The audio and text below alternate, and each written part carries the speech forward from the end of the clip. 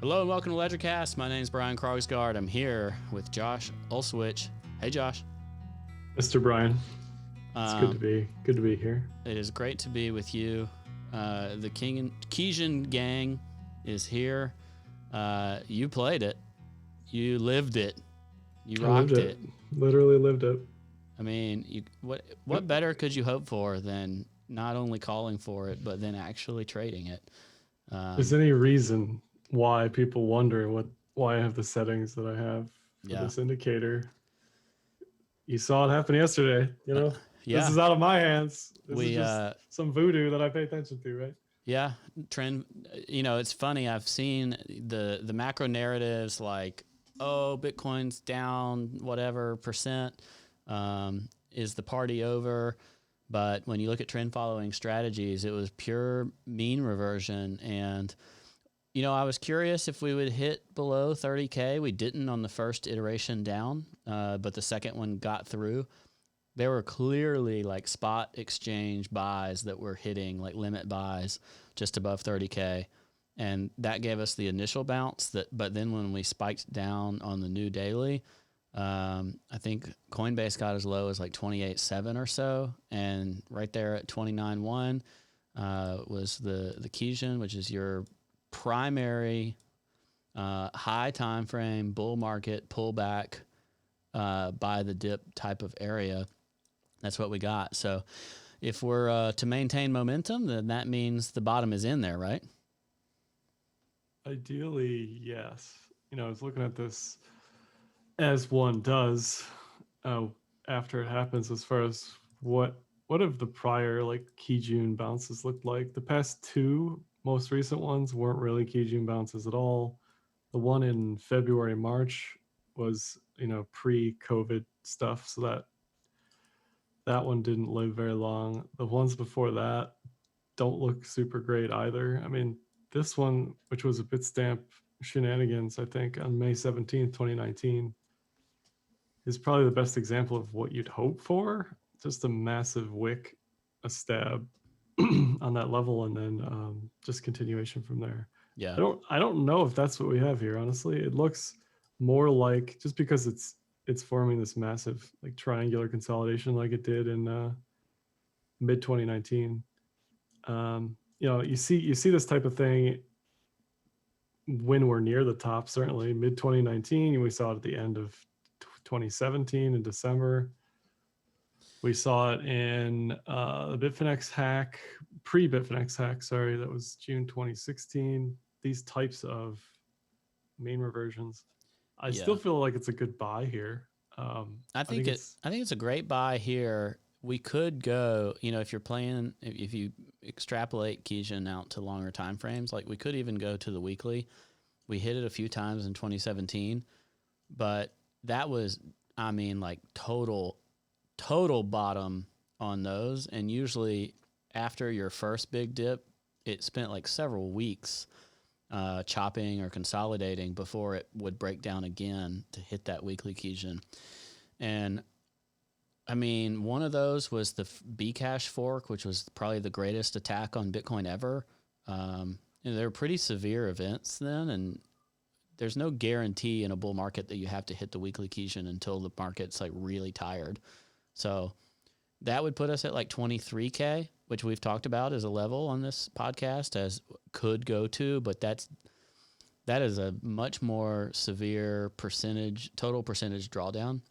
So my personal guess is that this was it for now, and then as the weekly Keijin catches up, and if it's a grind up for a bit, the next big dip maybe it'll catch the weekly Keijin. But I have a hard time believing from a percentage standpoint we would go to 23K because it would be like 45% down from the top on this move, and I just don't. I think there's too much hype in the market for that to be the case this time. What do you think about that? Yeah, no, I agree. I mean, Sailor bought 10 million, and Yeah, they're institutions once they open are the ones stepping in to buy that dip. the other thing, comparing to 2017, it's always funny how it happens. All the FUD just lines up with the price, right? That's great. We had just like nonstop barrage of a Gatling gun of FUD. It was like yelling, saying random stuff, and then like to cap it all off, it was the double spend that wasn't, Yeah, which which that was was the worst one because it was like it wasn't a double spend. It wasn't the argument for what they said was not even accurate. It was just pretty pathetic all around. yeah. I must have been sleeping or something when it happened, but I woke up, read like Antonopoulos what he said. I was like, oh okay, like it's just the blockchain being the blockchain, and then CSW doing whatever CSW does with his time. Yeah, All this he was stuff is like, just like I ramping caused up. this, and I mean, he's such a screw him. I don't even want to talk about him. We're not wasting our No, breath with him. I don't either. But it's funny how all that stuff lines up, right? And so just like mirroring 2017, 2016 again, we had Bitfinex hack 2016. We had China bans Bitcoin in January 2017. March 2017, we had the coin ETF getting denied.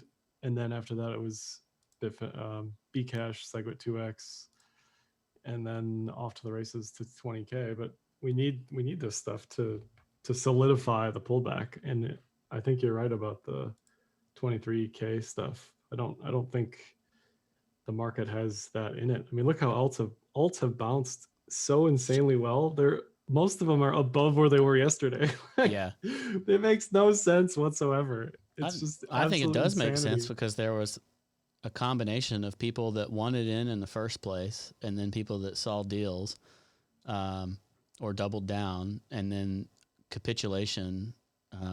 Kind of the first major capitulation in this DeFi swing in particular just caused for like as soon as people realized that the dip was over, bottom, local bottom at least was in, it was game on, and they just went ham. So the low liquidity works both ways.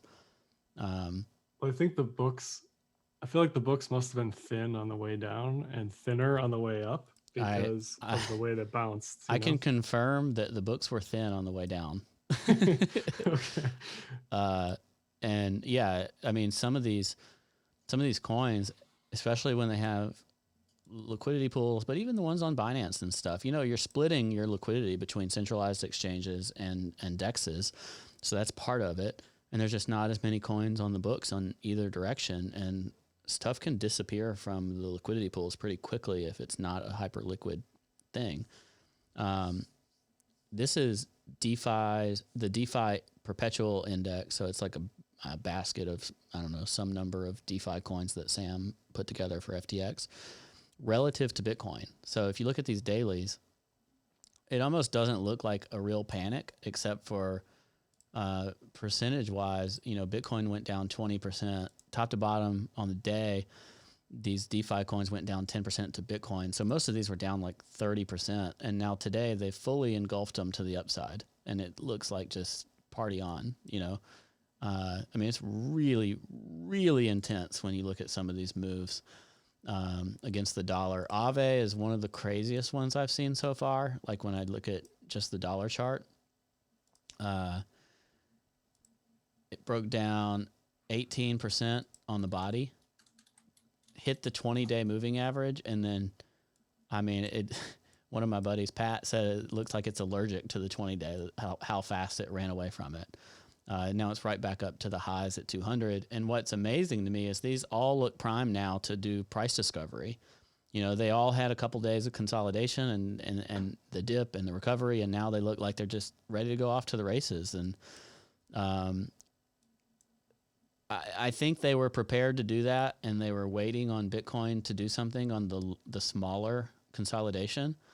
And then now that it's recovered after breaking down from that consolidation, it now seems like, there's room, like it seems like there will be some defense on the downside, and then it's unlikely that we're just going to bust up in Bitcoin on the top side.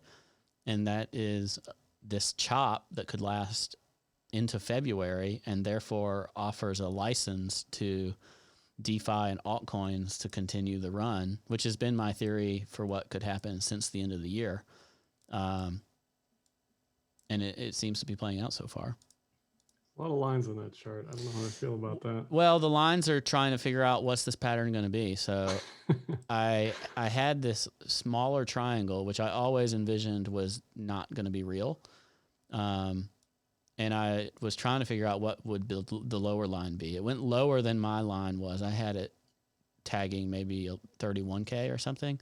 So now I've just redrawn it and I'm trying to figure out, like, are we going to make a falling wedge? Are we going to do like some really long, like rectangular shape? I don't know. But I do think that no matter what, this is setting up for some significantly broader consolidation for Bitcoin, of probably not breaking 42K to the top side, probably not, making significant lower lows to the downside.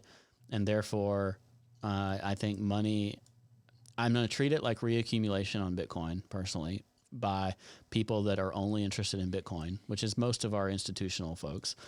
And then an excuse for more crypto native whales to send money to Momentum, which is clearly in the hands of the DeFi landscape.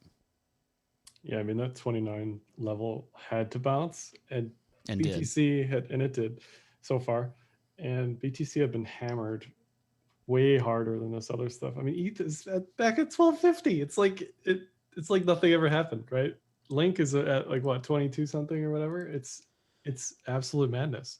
Yeah. The problem I still have with ETH, I will continue to have this problem until we're out of this pitchfork, is I get nervous that it's up here. Because no it's matter so how you want high. to draw this, it is far away from home right now.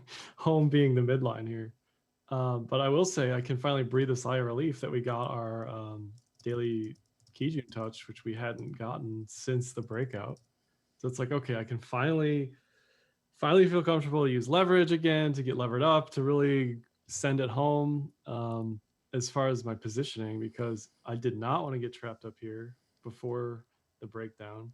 And something else I'm watching is this 4-hour cloud, which at this point has completely reset itself. So if we get above this 4-hour cloud again, I'm ready for 50K at that point. Yeah. Do you remember when there was a time in the previous bull market, and we were like, basically sometimes, like, once the mid time frame cloud goes negative, like goes bearish, it's basically telling us that's the bottom signal, because it's probably coinciding with support on like the daily or the weekly cloud. And now, originally I wanted to be short on this 4-hour breakdown. I was asleep when it happened. I didn't have stop limits set, whatever. I wanted to be short from there to the Kijun, because that was the trade. But go ahead. To continue on the cloud concept education, now that Twist offers a often convenient place for price to pierce through, because essentially it's like less in the way of like moving through the cloud. So when you see those big fat clouds, the chances of getting rejected off of them are higher. And then once you get in them, the chances of moving through them completely is greater. When you have these thinner clouds, it gives you the ability. It's just eerie the way this is one of the fun things about Ichimoku. It tends to like to pierce through those twists. It does, which is weird. I learned that from someone named Josh Olszewicz. It's weird. I can't explain that. It's just one of those caveats. If you're a momentum trader using Ichimoku, that tends to happen. Something with the timing that's still a bit weird is that we are a week off of the. I can't edit this right now. We're a week off of the CME and futures options rollover stuff. So on Bitcoin, on BTC. So I think there's another week of volatility, like heavy ranging stuff, at least until after the month is over. And then the Ethereum CME stuff opens up February 8th, which is.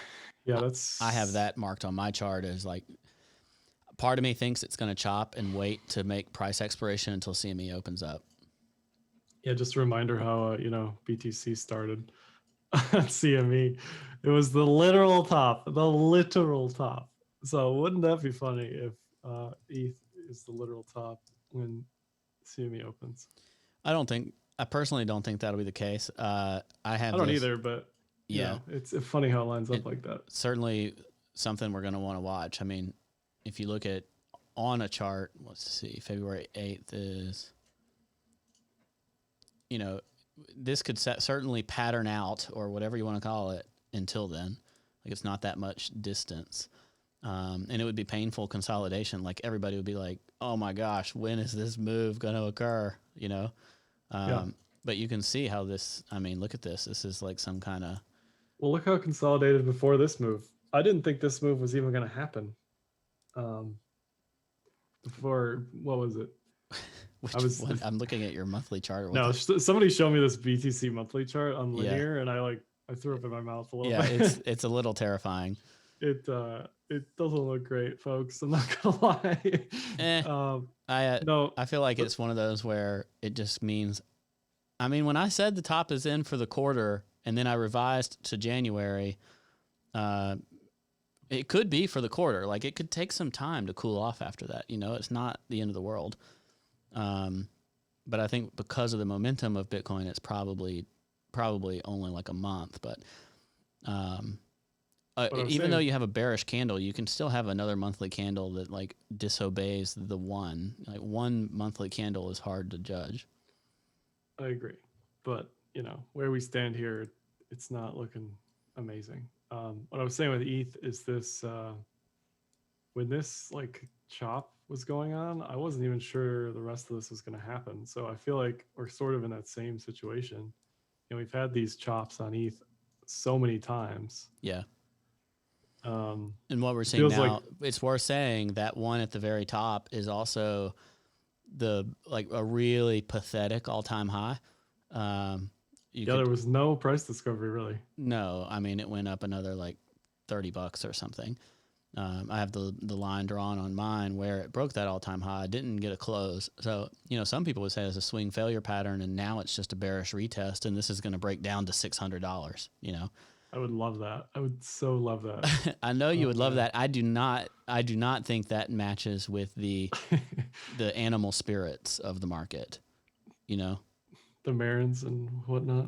Not even that. Just the desire, the froth of speculative greed can Oh, carry. ETH isn't even spec at this point. It's fees for your DeFi spec. The DeFi spec is so strong, it is just hoovering up all the ETH for fees, and the mining spec is so strong on ETH that they're hoovering up all the GPUs. Yeah, It's insane. yeah. It's absolutely insane. So I reject the swing failure breakdown 50% down move. It's just there's I believe there are too many buyers for that. The only thing that could do that to me is if Bitcoin totally breaks down, attached to a like the dollar index pump, attached to legacy breaking down in a big way. In that case, yeah, 600 because the larger market movements are taking over. If ETH and DeFi and all that is allowed to operate on its own, then I believe it'll be very frothy. You'll get price discovery, and we will experience $2,000 plus Ethereum over the course of the next month. That's my thoughts.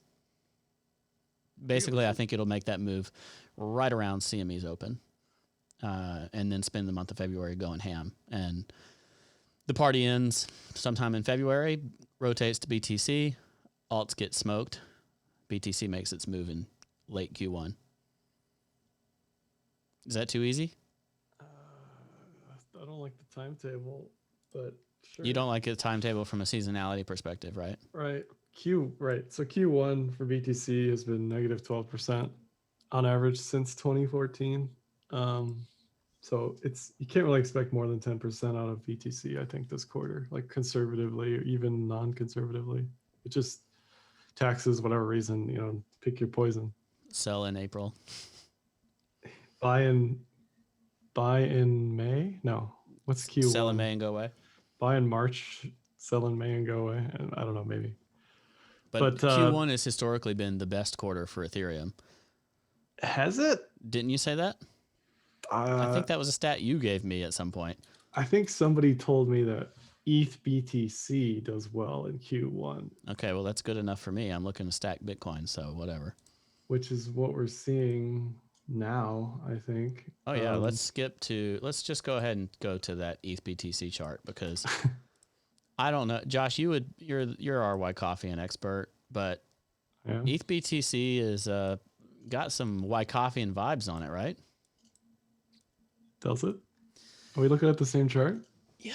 the weekly ETH BTC, where it died, looks like a perfect spring to me. And then whether it's Wyckoff-ian, inverse head and shoulders, higher high on the weekly, if it closed right this moment on the weekly, it fulfills all of those things, all those parameters. What is Wyckoff-ian about this? And then sets a sets a target for 0.055 to the next serious resistance. So my take is these are the two moves that ETH can make relative to Bitcoin is the elevator up to 0.055 and then consolidate, whatever. And if it really wants to go like super silly, then your Ethereum people will be talking about 0.1 and all-time highs and all that and the flippening, and that's when I'm selling my Ethereum. I mean, the ETH people are already nauseating. So yeah, they were they were talking about price discovery like $2 over all-time high. Yeah, we need to send Anthony back to prison for from tweeting. He came out for the all-time high, and then I think he has to go back until it like actually hits price discovery, right? Sure. Anthony Sassano said he wouldn't tweet until Ethereum made an all-time high. So I do like the inverted head and shoulders case. I think it's a bit weak as far as reality. I don't know, man. This chart's just it's such a mess. Someone's saying it's a weekly TK cross. Yeah. I like this chart because it may still be choppy, but it's not showing like death and weakness. It's combined with Bitcoin clear consolidation. So we're just giving the green light to these things. All the narratives line up really, really well in my mind that without a legacy market breakdown where, all the larger forces take control, then in my mind, Ethereum with the tailwind of DeFi hype will go absolutely ballistic over the coming weeks, as it has the last few weeks, which has been my game plan and will remain my game plan until Bitcoin decides to do Bitcoin things and be the king and rip faces and ruin everyone's dreams who holds their bags too long. Okay. Yeah, in a vacuum, ETH BTC looks good. I'll say it like that. That's what I wanted to hear. I don't know about reality. Thank you for affirming my narrative. But yeah, 3-day looks good on the cloud. Anything lower than the 3 days is a bit of a mess trend-wise, but even that still looks good on the 2-day. Weekly, it's still got a ways. I don't know. It looks fine. Daily looks fine. I think it's way past the 5,200 cross on the daily. Oh no, that just happened too. There. If you want to be bullish on anything, be bullish on the golden cross on ETH BTC. There you go. Well, and I mean, you're allowed to be bullish on ETH versus the dollar as well. Like it looks totally fine in like a trend following sense. I mean, it certainly looks like it could grind. My exposure is leaning towards DeFi rather than leaning towards ETH itself, even though I'm bullish ETH. I think I'm looking for the high beta move on the high beta move, I want crypto versus the dollar. I want ETH versus Bitcoin based on that ETH BTC chart, and I want DeFi versus ETH. And I'm getting triple leverage in spot holdings on my narrative of crypto good. And that allows me to make money versus the dollar, make money versus Bitcoin, make money versus Ethereum, ride the DeFi train. I'm not trying to be a galaxy brain. That's just the way I look at it. Yeah, I can see that. I it's just hard for me to be like overweight ETH or overweight DeFi coins like some of us may be. That's just a tough pill to swallow for me. Why? I can't see giving up my sweet precious BTC, It's been a beauty. They've treated me well. Treated me well. Your Bitcoins have treated you well. Well, I've talked about this before, but I want to talk about it again because it's It's a repricing mechanism. And then I'll show you a chart that even gives that credit. If you look at the top 20 coins, Aave hit 17 and Synthetics hit 19. Other than that, only Link is in the top 10 that's really like Ethereum derivative DeFi stuff. And there's still all this other crap. Bitcoin Cash and Stellar and Bitcoin SV is number 14. EOS, Monero. No, thank you. ADA. No. Josh, no. Tron is number 20. Lucy, no. That's my dog's being quiet today. She's being a good girl. The great repricing of the number one crypto network outside of Bitcoin is Ethereum. It's the landscape for smart contracts, compute, non-monetary stuff in crypto. And therefore, all its derivatives, its blue chip derivatives, are what should be up alongside it. We're starting to see it as they enter the top 20. Last time I ranted about this, they were maybe 25 to 30. We're going to see a handful of them get higher, like top 10. And we're going to see a whole bunch start to displace stuff that's in the top 50. I want to see 40% or more of the top 50 be DeFi things.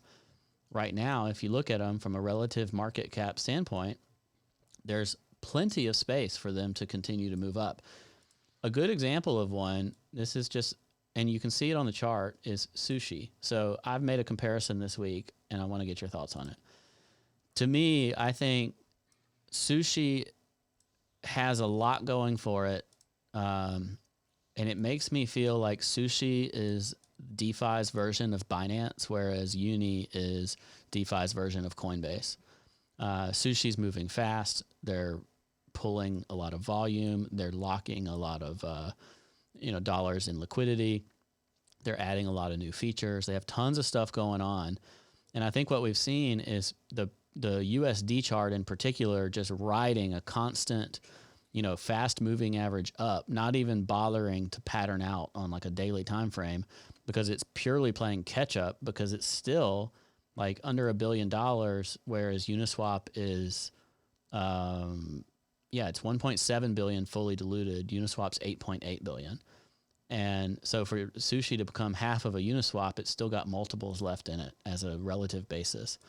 And I think what we're seeing is something like that just is mispriced. It's just purely mispriced. And I look at it on every chart. I mean, look at the BTC chart is just an absolute thing of beauty. And I see a case for Sushi and other projects like it to where they still have a mispricing. And I think we'll see all-time highs versus Bitcoin on projects like this. But that's a really good example of one that's liquid. It's a large cap, but it's not large enough. And we're going to see the continued repricing of some like these, because when this was down here below, at the lows, people just thought it was a total scam. But what we're seeing is, I still think it's a total scam. But what we're seeing is something that you may not trust, which you felt this way about Binance. It hasn't prevented the success of Binance, right? There's a ton of development, there's a ton of attention, there's a ton of money, there's a ton of volume. That's what's going to matter to price the tokens. And Sushi has a better revenue model to token holders and liquidity providers than Uni does, but it's 20% or whatever of Uni's market cap.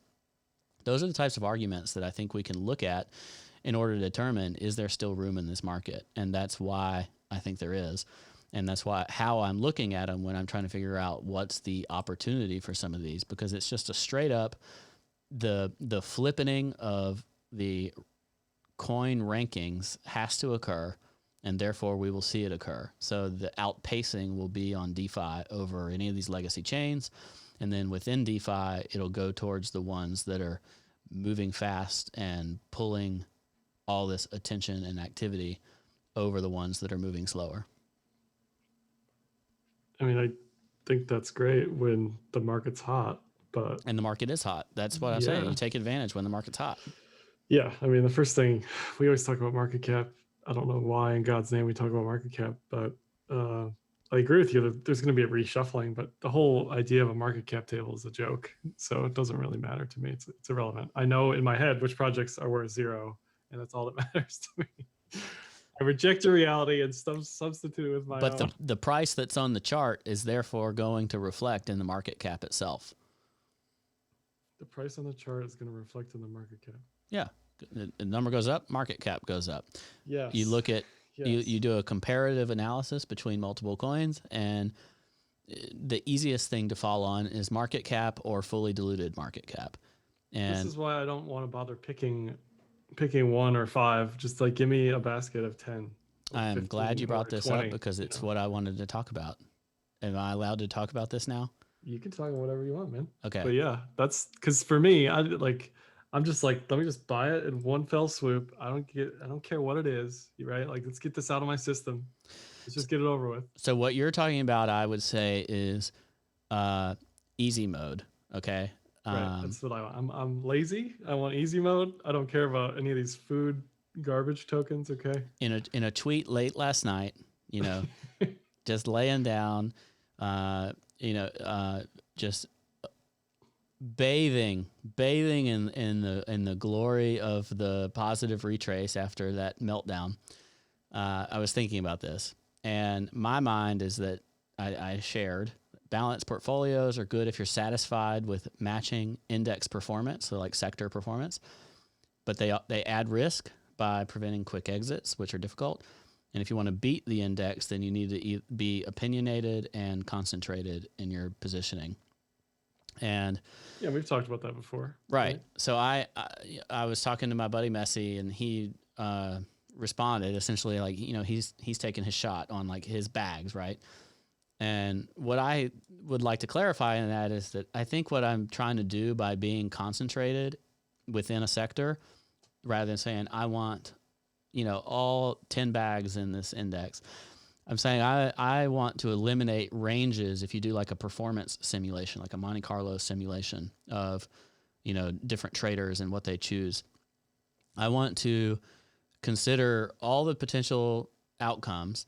And then if you say the index is the midline, the average outcome of, relative performance is positive because of whatever, DeFi and everything going on, and, you grow, then that's good. If you think that that's easy mode, this is easy mode, that could be totally satisfactory for you, and you're preventing, underperforming like the poor traders.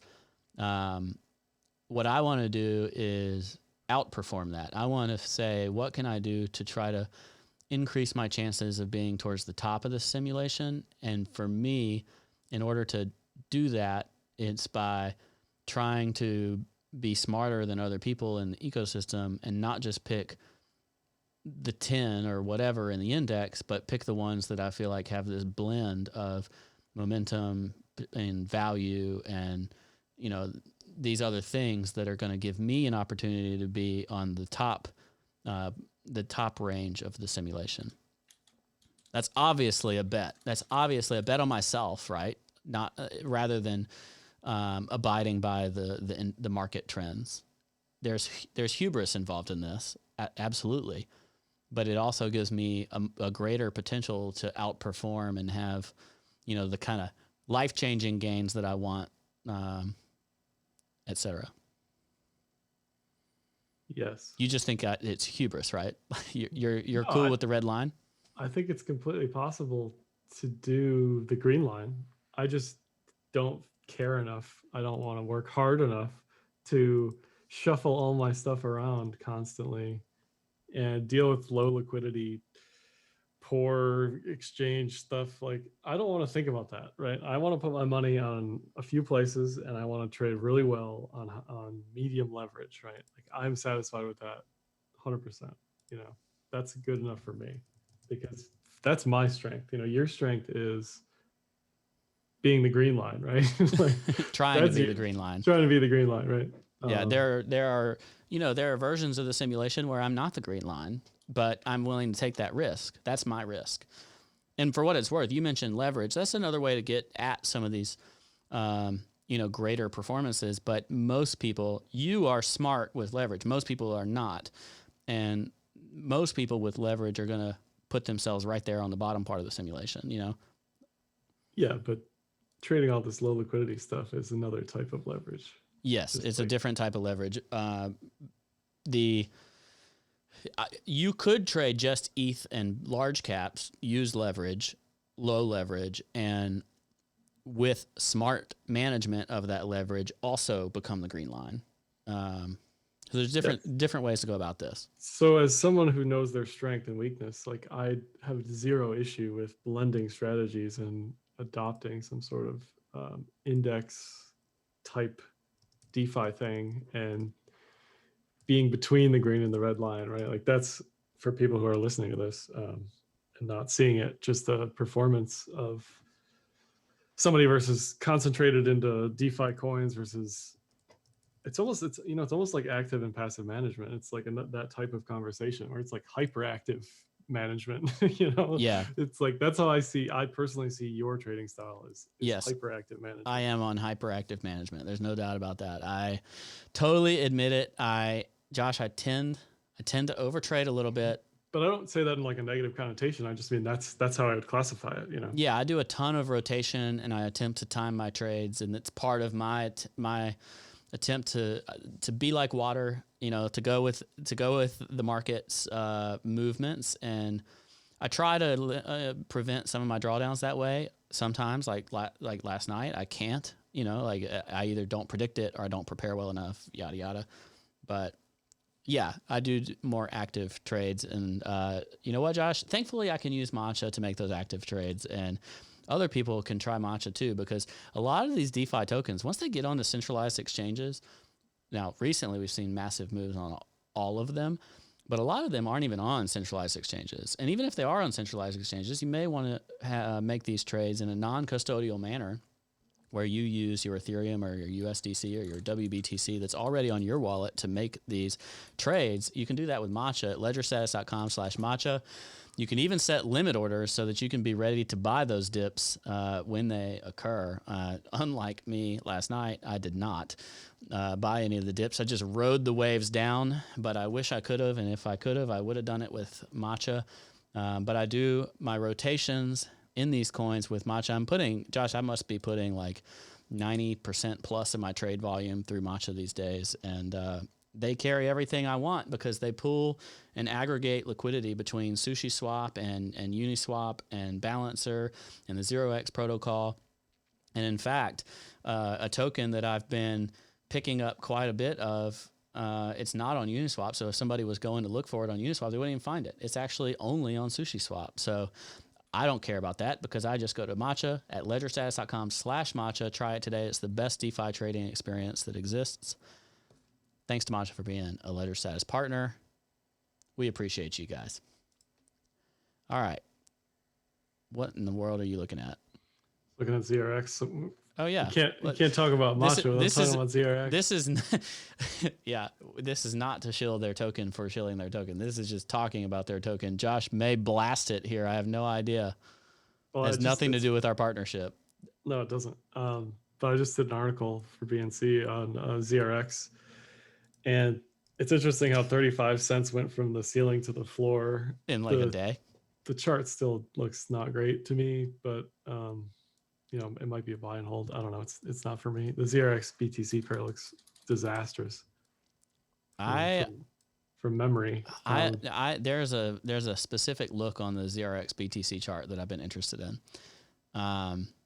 It's funny that we're talking about ZRX right after doing a Matcha roll. That's okay. Well, somebody was asking about ZRX, so yeah. Here we are. All right, so there's a couple of things I want to flip to though on.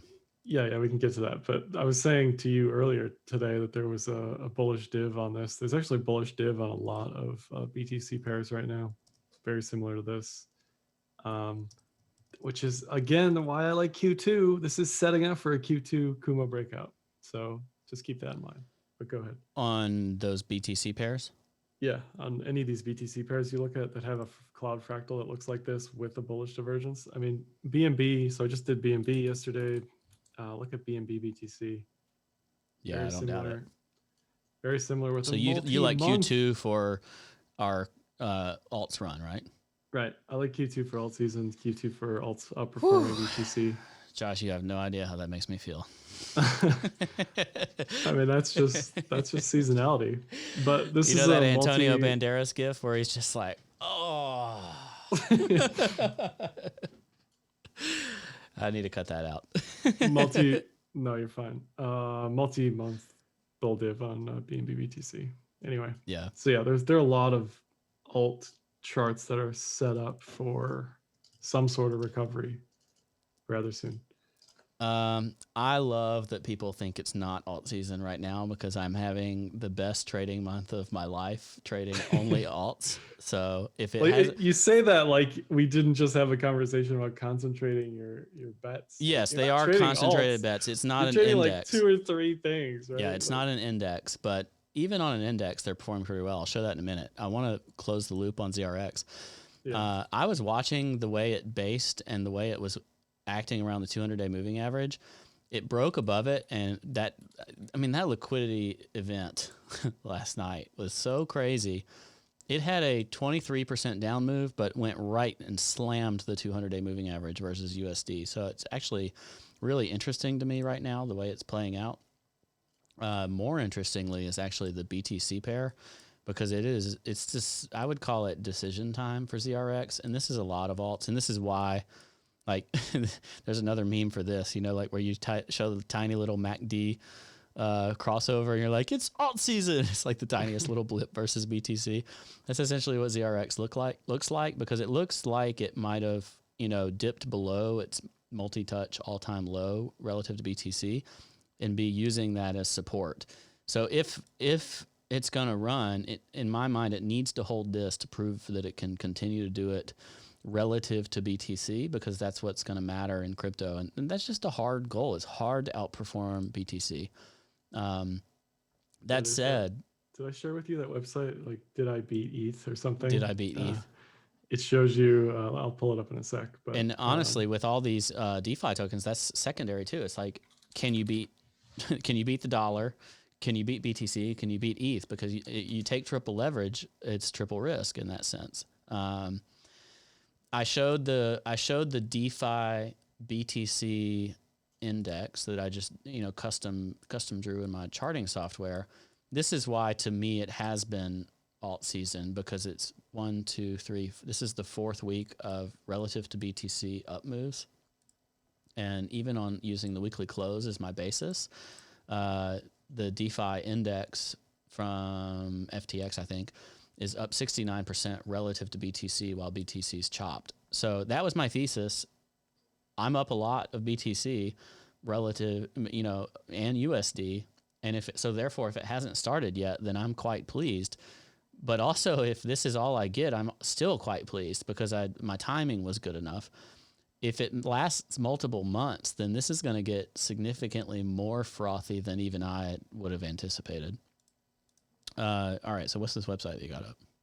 Oh, did it beat ETH with hyphens.com. So you can check your performance against various time points, but you can see over the past 90 days, BTC look at Alpha. Did a 2.5, ETH did a 3, and then everything else. Yeah, I mean, I farmed Alpha right when it came out on PancakeSwap on the Binance Smart Chain, and I immediately dumped it. I have no idea how much I dumped, but I probably dumped like thousands of today's dollars worth for hundreds of those days dollars worth. So that's kind of sad. But so it's interesting to look at stuff like this. Yeah, there's obviously some serious outperformers, but it's funny. It's the green ones are like super outperformers, but the right side is did it beat ETH in general. So yeah, there's a list of like 20 something coins that outperformed Ethereum. Right. So always good to keep in mind, like, because you got to pay fees, you got to pay taxes if you're in the US or wherever. All that other stuff. Yeah, the fees, the taxes, they can hurt. No doubt about it. What's the time frame that you have on there right now? Is that? So it's 90 days. Oh, okay.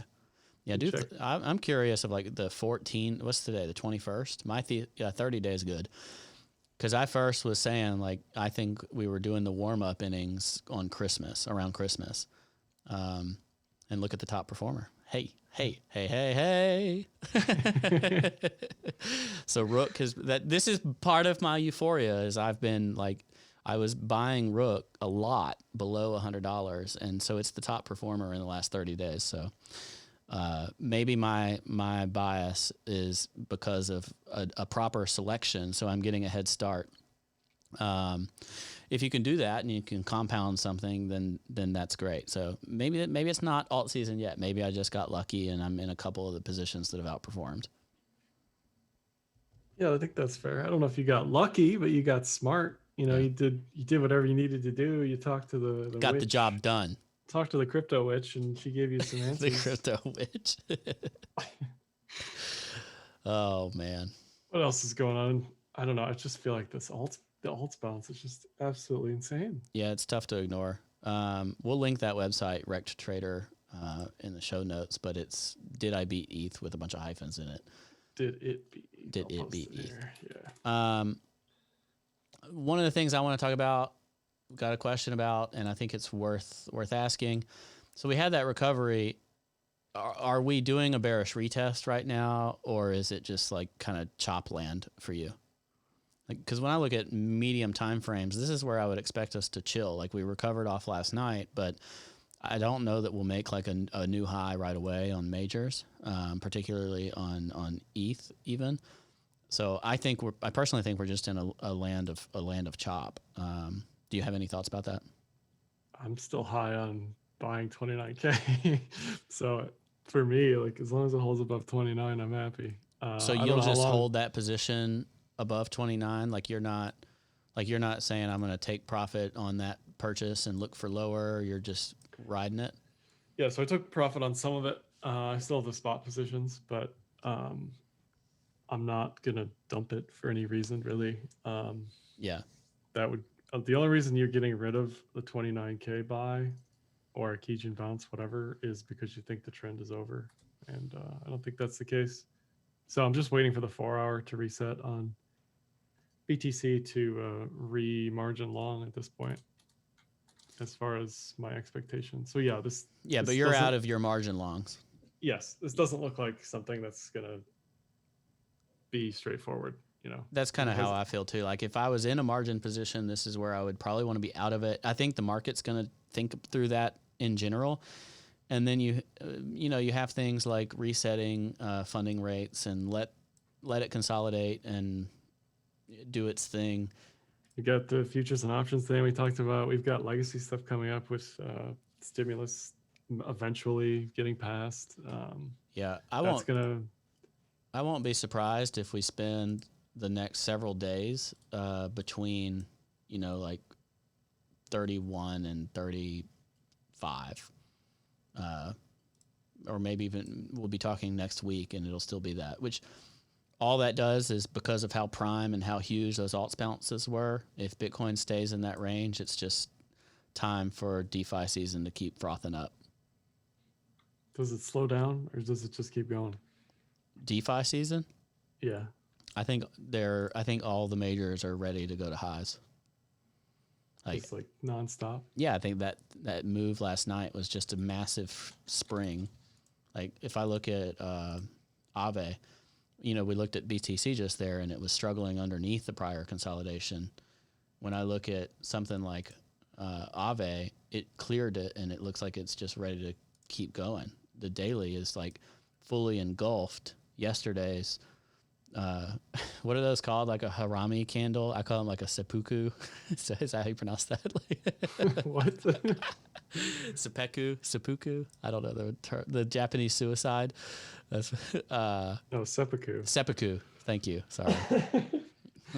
Please excuse my illiterate Alabamaness.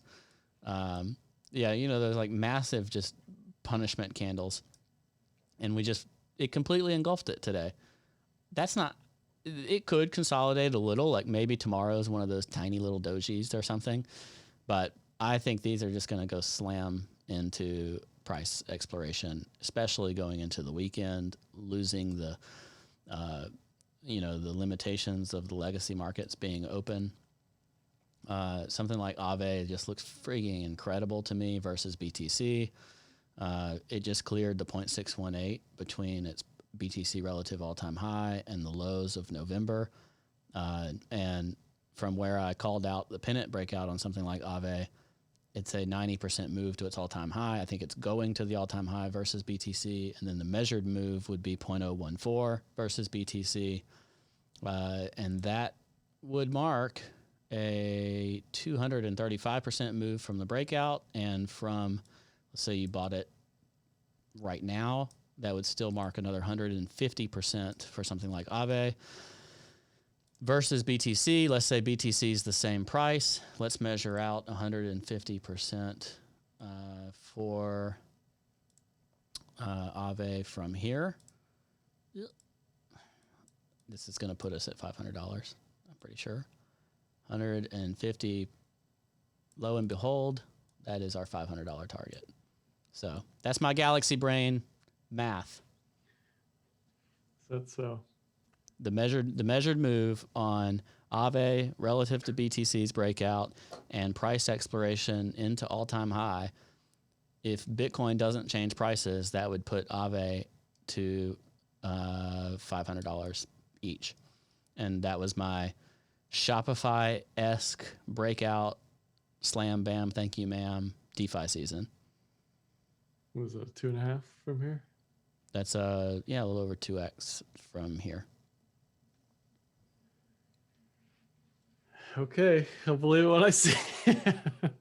Hey man, I'm just looking One at charts. thing- I may I have hear to you. change my I hear tune. you. I may have to change my tune, but I am gigabull until proven otherwise. I mean, if the Ponzi that is known as DOT can sit at highs like it is, Yeah, it's not the not fact going down. Dot's Folks. move is insane, and it's it's such not a going large down. cap. They're in such huge profit. It's amazing. It's unreal. It's unbelievable.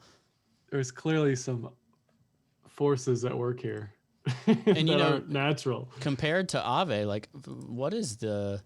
I mean, they're gonna like flip everything. Polkadot's a $17 billion fully diluted valuation currently. $3 billion current. So like, what's that? Like 20% of the supply that's out. Who knows, man? It's number 4 behind Tether, Ethereum, and Bitcoin on the market cap chart on CoinGecko. Who the heck knows? So one last thing I'll say is about the USDC prints we're seeing and just stablecoin prints in general lately. Like I think we saw 75 million USDC printed today.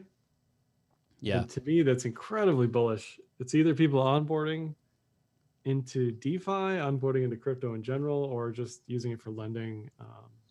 But they're coming into the ecosystem. You know, they're not printing USDC for the fun of it, right? They're printing it because people are onboarding into crypto. yeah, and unfortunately, I've heard a lot of Tether FUD again. And it's hitting mainstream podcasts and stuff, and Good. Yeah. Good. That's Yeah, how you know we're mid-cycle, right? I know, dude. That Normies have come back. The normies, they've heard about this thing called Tether. We need to make some announcements, Josh. So I was listening to Macro Voices, and they had Michael, what's his face, on talking about Bitcoin last night, and I was not thrilled with his arguments. It's just very mid-cycle things. And then the host Eric and the co-host Patrick were talking about potential for Michael Green. Thank you, AC.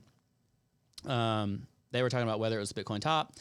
They were like pretty convinced that it was like a pretty long-term Bitcoin top, but they weren't talking about the rotation. Like our knowledge gap of the rotation game in crypto is so much beyond theirs that they're going to be surprised when that money flows back from, DeFi and alts back into Bitcoin once that consolidation's over, because they think it's just some kind of profit distribution game over again. And I couldn't be more convinced that all it is a pit stop to cool down before the next big run up. So that's one thing. I was listening to them. The second thing is Patrick Ceresna hosts another podcast with Kevin Meir called The Market Huddle, which is one of my favorite shows. And I responded to it. I was like, man, could y'all please have me on to give a more of a bull case for crypto and Bitcoin in particular? And he said yes. So I think I'm going to be on their January 29th show, which is very much a legacy-centric show. But they do talk about Bitcoin a lot, and I'm going to be giving the case for Bitcoin and crypto, and going to talk to them about some stuff. So I'm really excited about that, as long as they don't bail on me. If they bail on me, then I just, threw it out too soon. But yeah, that should be a lot of fun, and I'm hoping I can make a better case. But yeah, it's a lot of legacy people think, Bitcoin's just blowing the bubble top off again here. And I think they're going to be really surprised when it's got more legs than they anticipated. Yeah, I mean, this is the classic 35% dip that we saw in 2017 over and over and over. And reaccumulation at that. Like, even MicroStrategy bought more Bitcoin. They bought another $10 million of Bitcoin at 31K last night. Yeah, I mean, what have you done for Bitcoin lately? Yeah. They're here scooping up the dips, and you're just scared on the sidelines, right? Yeah. Me? Come on. That was not a literal you, but you. The audience. You, dear listener. No, our listeners are very, very clever, smart, high IQ. Right. Of course. Yeah, I mean, I think the narrative is really shifting. There's a lot of, by the time we've recovered like to the highs and made those initial moves, we're euphoric, and other people are just starting to get involved. Like I've got, whether it's friends or neighbors or whatever, they're talking to me and like, hey, I'm interested. But those are your dip buyers, be it retail or institutional. They're paying attention and they're interested. And it's that time. But it's easy to get shaken out early. I could end up getting shaken out early before this is all said and done, because these targets are really high. They are really high. The multiples are many and several. Yeah, just don't lose it all. That's all I got to tell people. Don't lose it all. Be careful. Go slow. Stay humble. That goes for all of us, myself included. That's it. We're sitting at 57 minutes, Josh. So why don't we? That's all I got for this one. That's all I got. There was one more thing. Last week I talked about how I wanted to do the dance with dominance, and then I didn't make that the show title, but it was obviously the best show title. Missed opportunity. Nevertheless, there was something else I was supposed to make fun of myself about. Oh, I didn't even talk about the fact that I went and had drinks with Crypto Messiah, my good buddy, because Nick Core and Josh McGruff were coming through town, and we had declared we will never have drinks again during a bull market because we called the top in January 2018. So we joked about how it was the top, and that was literally when everything went down 20%. So like, me and him, like, we're banned from being able to get together ever again. Yeah, I agree. Never again. That's all we got. Thanks for being here, y'all. We will be here a little bit for the after show to answer a couple of more questions, or if you have like some specific coins that you want to talk about. We appreciate you. We appreciate everybody joining us. Have a great day. Thanks so much to Matcha for being our partner for this episode and all episodes of LedgerCast. Go to ledgerstatus.com/Matcha to trade with Matcha today in a non-custodial manner. Get yourself in some DeFi action. See you later.